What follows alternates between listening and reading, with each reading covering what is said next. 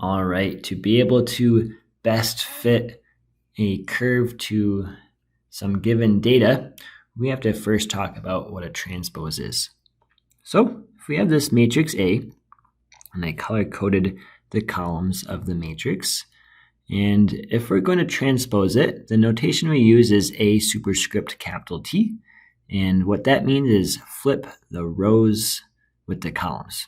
So the T stands for transpose, means the first column becomes now the first row in A transpose, and the second column now becomes the second row in A transpose. So that's all we mean by transpose.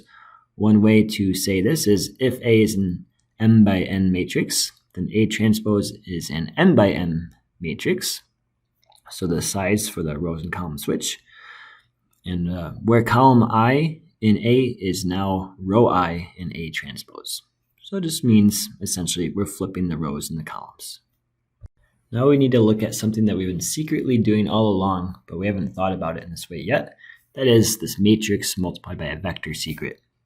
So if we have this particular matrix multiplied by vector, we could call that matrix A and the vector x. The definition was do a linear combination of the columns of A, and we use x1 and x2 as the scalar multiples. So scale the first column of A by x1, scale the second column of A by x2, and then add them up. Now you can perform that scalar multiplication and adding the corresponding entries to get this resulting vector. Right? And if we actually had numbers for x1 and x2, we'd get the final vector as just 3 numbers for the 3 elements in the vector. But what we realize is this resulting vector is secretly actually dot products. So the first element in the result is just the dot product between the first row and the vector x. The second element in the result is just a dot product between the second row in A with the vector x. And the third element in our resulting vector from A times x is just a dot product between the third row and the vector x. So this is kind of interesting because we have associated with dot products these ideas of distances and orthogonality.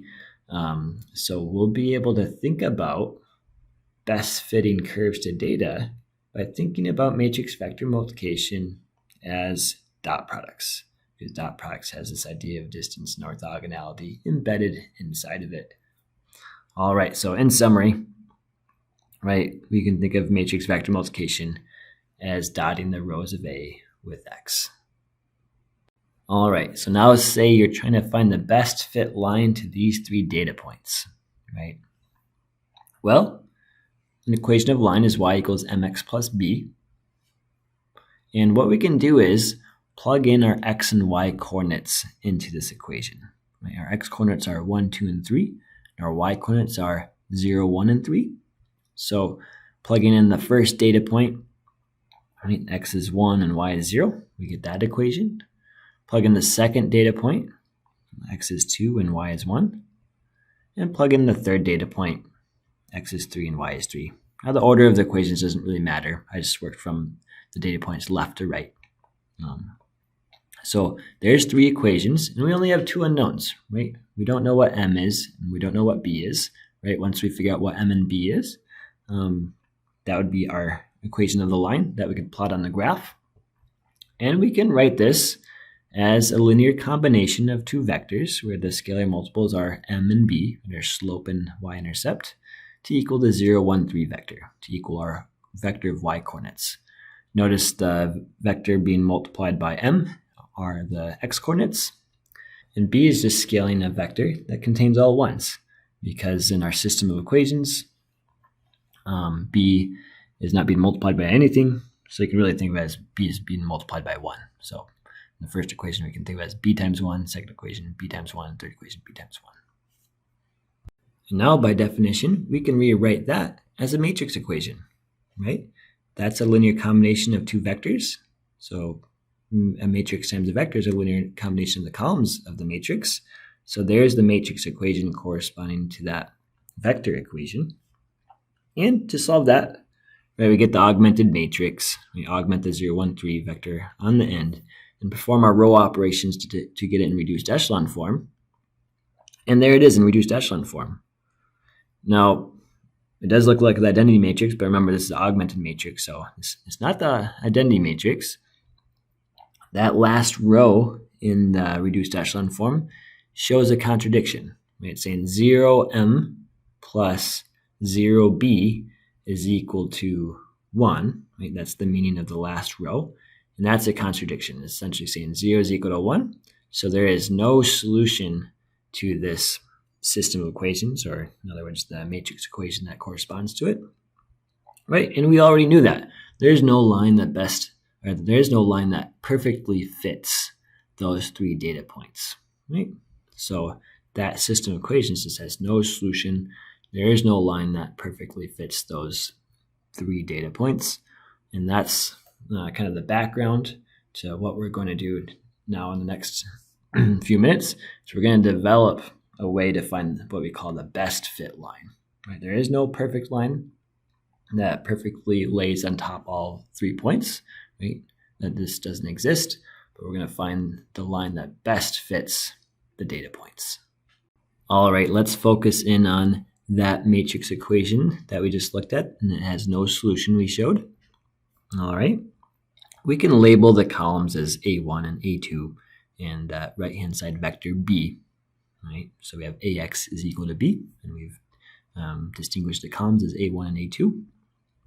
All right, that vector B, I'm just kind of plotting there, kind of abstractly. I'm not drawing a coordinate system. So here's the vector B. And now if we think about all linear combinations of the columns of A, right? So it's like doing A times all vector x's that are allowed. So vectors, the vector x has to have 2 elements, right? It lives in R2. Think about all matrix vector multiplications using that matrix A to get all linear combinations of those 2 columns of A, right? That would give you a plane in 3D space. So there's my blue plane. All right. And since that's all linear combinations of the columns of A, that's the span of the columns of A, that is what we defined as the column space of A. And we know that B does not live in the column space of A, right? Because B cannot be written as a linear combination of the columns of A because that matrix equation has no solution. So that vector B does not live in the plane. All right, but what we can do is find the spot in the plane, the spot in the column space of A that's closest to B. And our intuition says, well, that should be a perpendicular distance. And we're going to project B onto the plane in a perpendicular way. And we'll call that perpendicular vector Z.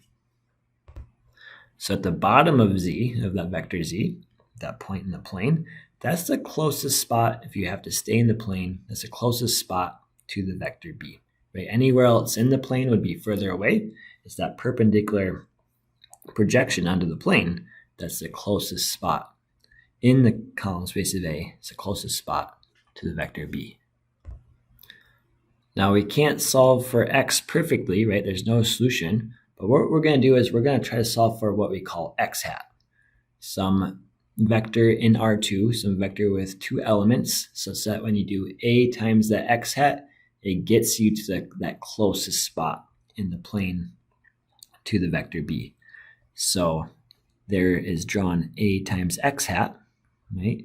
We're trying to figure out what x hat is, such that when you do A times the x hat, it gets you closest to B. It won't actually give you B because there is no solution to that matrix equation, but A times x hat would get you to that closest spot in the column space to the vector B. So that's what we mean by x hat. Just remember, A times x hat is perpendicular to Z. And actually, any vector in the column space in that plane will be perpendicular to Z. So from vector-vector addition, we know that AX hat plus Z will give us B, right? That's vector addition. And we can rearrange that to solve for Z. Z is equal to B minus A times X hat. Now, since Z is orthogonal to every vector in the column space of A, that means the dot product between column 1 of A with Z is equal to 0, and also dot product between A2 and Z is 0, right? Because A1 lives in the column space of A, right? Because that would just be 1 times A1 plus 0 times A2, right? That's a linear combination that gives you A1. So A1 lives in the column space. That means A1 dot Z is 0. And likewise with the column 2 of A, the second column of A, dotted with Z is also 0, because A2 lives in the column space of A. We can throw those two facts into a vector, right? This equate corresponding entries. A1 dot Z is equal to 0 and A2 dot Z is equal to 0. And now this is where we pull in the fact that we had about we're secretly doing dot products when we do A times a vector, matrix A times a vector. But remember, when you do matrix A times a vector, you're dotting rows with the vector to get the elements in the resulting vector. But here, A1 and A2 are columns. So that means if we actually want to think about it as rows, we need to do A transpose. So you can rewrite this as A transpose times Z is equal to 0, right? Because A1 and A2 are columns, but when you do A times a vector, you're dotting rows with the vector. So A transpose will turn A1 into a row and A2 into a row, and instead of thinking about it as columns. So we can rewrite that equation as A transpose times Z is equal to 0. We can substitute what Z is. Right? Z is equal to B minus A times X hat. All right, that was from that vector addition. AX hat plus Z is equal to B. So that was solving for Z. We can distribute that A transpose through to both the B and the AX hat. Now we can just rearrange the equation to say A transpose AX hat is equal to A transpose B. And this is the equation that we'll solve to solve for X hat, right? The vector that gets us closest to B when we do A times X hat. You might see this equation called the normal equations, or also this is the way you solve for the least squares solution. In either case, right, this will find us the best solution, right? It won't give us the exact solution because there doesn't exist an exact solution. It'll be the best solution, which we call X hat. So it's that A times X hat will get us closest to B. This would be a great spot to stop and reflect and look at all the chains and reasoning to see how we got this final result of A transpose A X hat equals A transpose B.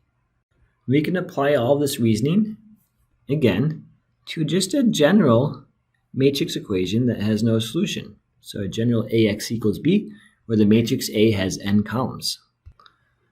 So again, Z is orthogonal to every vector in the column space of A. Well, every column in A is in the column space of A. So we can write that A1 dotted with Z is 0, A2 dotted with Z is equal to 0, all the way to the nth column dotted with Z is equal to 0. And so all columns dotted with Z are equal to 0. You can write that in vector form, equating corresponding entries.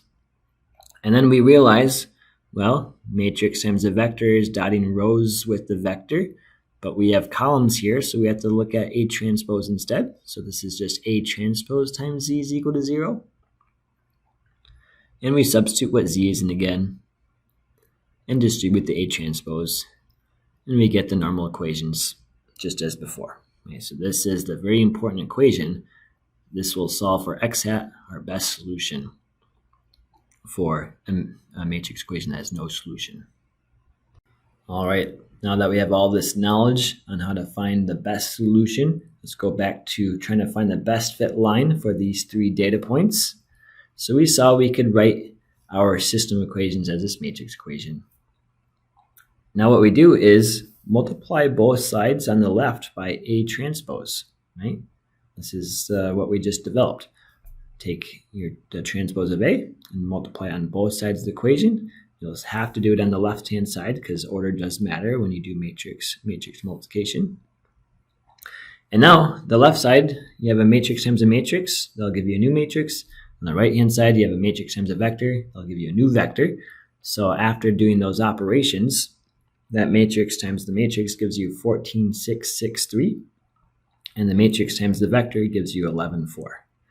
Right, so we've reduced this problem to this new problem, right? And once we solve this one, that'd be solving for x hat. That'll be the m and b of our equation of line that best fits the 3 data points. All right, so using row operations with our augmented matrix, you'd eventually get m is 3/2 and b is -5/3. So we can plot that line, right? There it is. That's when m is 3/2 and b, which is our y-intercept, is -5/3. That's the line that best fits our 3 data points. And another way to think about it is that's the vector, such that when you do a times that vector, they'll get us closest to the 0, 1, 3 vector. There's no other vector that will get us closest. Here's one last example. Maybe this time you're trying to find a best fit quadratic for 4 data points. Maybe you even have more data points, but we'll just stick with 4 here. So I just added the point -1, 2 onto this plot. Now we're trying to find the quadratic that best fits the 4 data points. Well, here's our quadratic polynomial, ax squared plus bx plus c. We're trying to figure out what is a, b, and c. Right? Those are our unknowns. We can do the same thing and plug in our x and y coordinates. Right? Here they are, plugging in our x and y coordinates of those data points. All right, and we can write this as a matrix equation. Right? 2, 0, 1, 3 is a vector of our y coordinates. Take the coefficients in front of a, b, and c. Right? That forms your matrix A. And our unknown vector that we're trying to figure out is a, b, c. And it's very likely there is no exact solution to this. And there is no a, b, and c that you can solve for as numbers, such that the matrix times that vector equals 2, 0, 1, 3. Right? But what we can do is multiply on both sides of this equation by A transpose. Right? So find A transpose, multiply both sides of the equation by A transpose, and solve for A, B, and C, just like we did in the previous example. So I'll leave that for you to do, but it's the same exact method as find the best fit line. Now you just have a bigger matrix to work with, and to find A transpose, this is going to be a little bit bigger, but you can, after doing the matrix multiplication, right, that A transpose A, also the matrix vector multiplication, A transpose times the vector of y coordinates, 2, 0, 1, 3. Right, you transform that matrix equation to a smaller one, and solving that smaller one will find you the A, B, and C, so that you're given, that'll be your best fit quadratic that best fits the data. All right, well, that's it for this video. Thank you.